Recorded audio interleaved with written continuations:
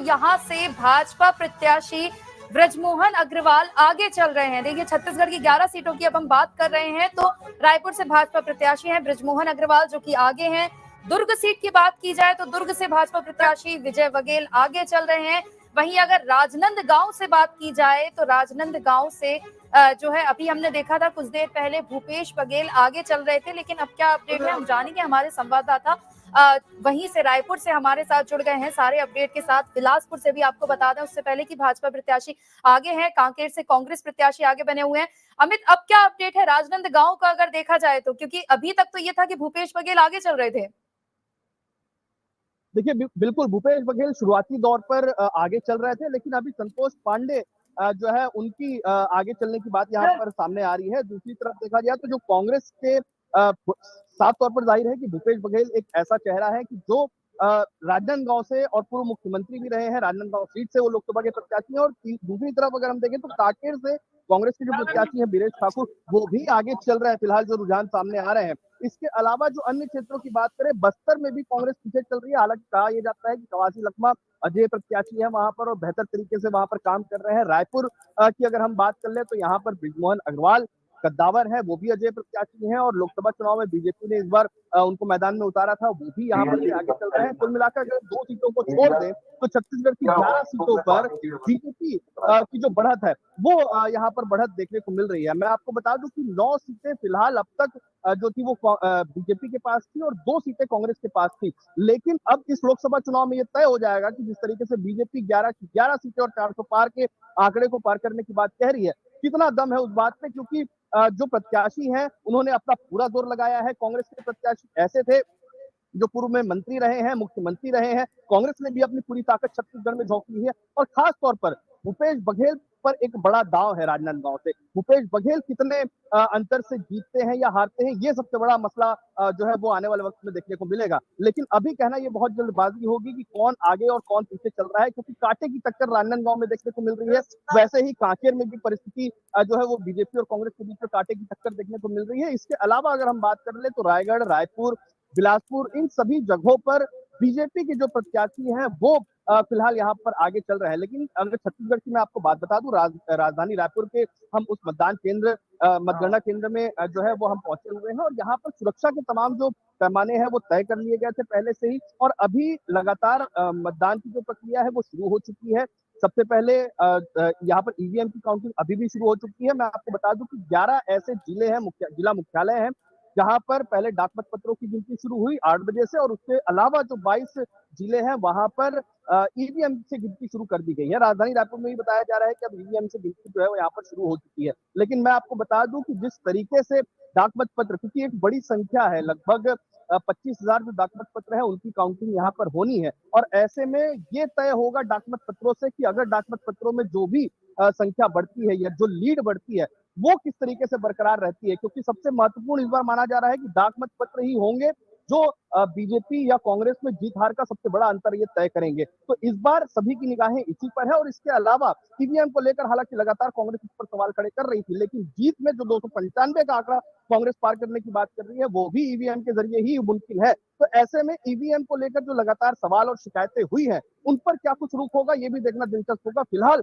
Counting में 9 सीटों पर जो बीजेपी है वो यहाँ पर आगे चल रही है और 2 सीटों पर कांग्रेस जो है वो आगे पीछे लगातार बीजेपी और कांग्रेस के बीच में कांटे की टक्कर देखने को मिल रही है। जी अंजलि। बिल्कुल हमें देखिए, लेकिन ताजा अपडेट मैं आपको बता दूं जो लगातार हम इलेक्शन कमीशन जो दिखा रहा है वो हम ताजा अपडेट बता दें तो 4 सीटें ऐसी हैं जिन पर 11 सीटों में से छत्तीसगढ़ की 4 सीटें ऐसी हैं जिस पर लगातार भारतीय जनता पार्टी की बढ़त है। रायगढ़, जांजगीर चांपा, महासमुंद और बस्तर, इन चारों पर ही बीजेपी आगे चल रही है। वहीं एक सीट पर अभी सरगुजा जो सीट है, शशि सिंह कोराम, यहां से कांग्रेस के जो प्रत्याशी हैं वो 2390 अंतर से जो है मार्जिन बनाए हुए हैं। यानी कि अभी तक वहां पर अगर वोटों की गिनती देखी जाए तो 5000 वोटों की गिनती हो चुकी है, जिसमें से 2000 वोटों से कांग्रेस के प्रत्याशी इस जगह से आगे चल रहे हैं। वहीं अगर भारतीय जनता पार्टी की बात की जाए तो रायगढ़ से राधेश्याम राठिया हैं जो कि 3734 मतों से आगे हैं। जांजगीर चांपा से बात की जाए तो यहां से कमलेश जांगड़े आगे चल रहे हैं, बीजेपी प्रत्याशी। 14,000 वोटों की गिनती अभी तक यहां हो चुकी है, 3000 वोटों से वो आगे चल रहे हैं। महासमुंद की बात की जाए तो रूप कुमारी चौधरी आगे हैं। 5371 वोटों की गिनती हो चुकी है, सिर्फ 917 अंतर है, यानी कि डिफरेंस ज्यादा नहीं है यहाँ पर इस जगह देखा जाए तो।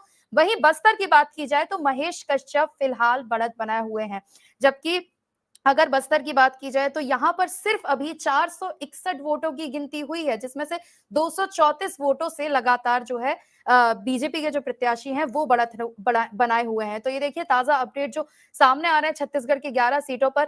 अमित, देखा गया है जिस तरह से एग्जिट पोल के जो नतीजे आए थे, अगर देखा जाए 2 दिन जी। पहले जो एग्जिट पोल के नतीजे आए थे उसके बाद कई लोगों के रिएक्शन सामने आए, नेताओं के, कांग्रेस के नेताओं के भी रिएक्शन सामने आए थे। अब जैसे रुझान आ रहे हैं तो क्या कुछ रिएक्शंस देखने को मिल रहे हैं?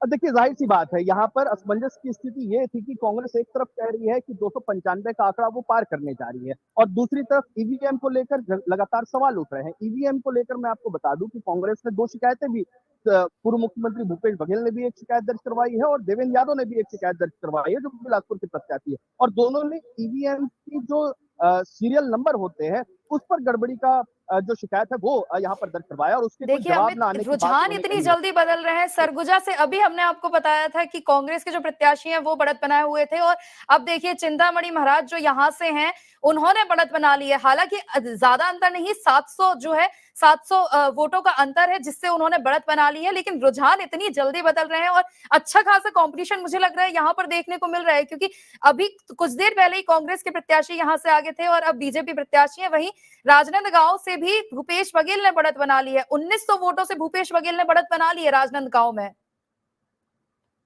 देखिए बिल्कुल ये क्योंकि रुझान मैं आपको खास तौर पर बता दूं राजनांदगांव, कांकेर, बस्तर और जांजगीर चांपा और कोरबा इन जो क्षेत्रों पर रुझान है वो इसीलिए ही बदलेंगे क्योंकि वहां पर पार्टी तक जो जिस तरीके से कांग्रेस भी मान के चल रही है कि अगर 4 सीटों पर कांग्रेस मजबूत है 11 की 11 सीटों में से, यानी कि अगर 2 सीटें पिछली बार कांग्रेस की अगर बचा लेती है बस्तर के साथ में जांजगीर चांपा, कोरबा और कांकेर, तो यहाँ पर कहीं ना कहीं वो 2 सीटों को प्लस करने के लिए उन्होंने मेहनत की थी और उनका दावा था कि यहाँ पर 4 सीटों पर वो बढ़त बना सकते हैं। लेकिन ये जो आंकड़े हैं वो ये बता रहे हैं कि वाकई में बीजेपी और कांग्रेस के बीच, क्योंकि डाक मतपत्रों की गिनती शुरू हुई है और डाक मतपत्र इस बार भी अहम माने जा रहे हैं क्योंकि सबसे ज्यादा जो अंतर है वो इस बार ये माना जा रहा है कि डाक मतपत्रों की गिनती से ही देखने को मिलेगा। हालांकि उसके अलावा अगर राजधानी रायपुर की बात कर ले तो यहाँ पर बड़े पैमाने पर जो अंतर था वो पहले भी था और अभी भी ये माना जा रहा है कि बृजमोहन अग्रवाल एक बड़े अंतराल से जीतेंगे, यानी लाखों वोटों से बिल्कुल। यहाँ पर वो जीत सकते हैं। लेकिन अन्य जगहों की ये बात हम कर रहे हैं जहां पर बस्तर कांटे की टक्कर हो सकती है, कांकेर वहां पर भी कांटे की टक्कर हो सकती है, राजनांदगांव में भी हम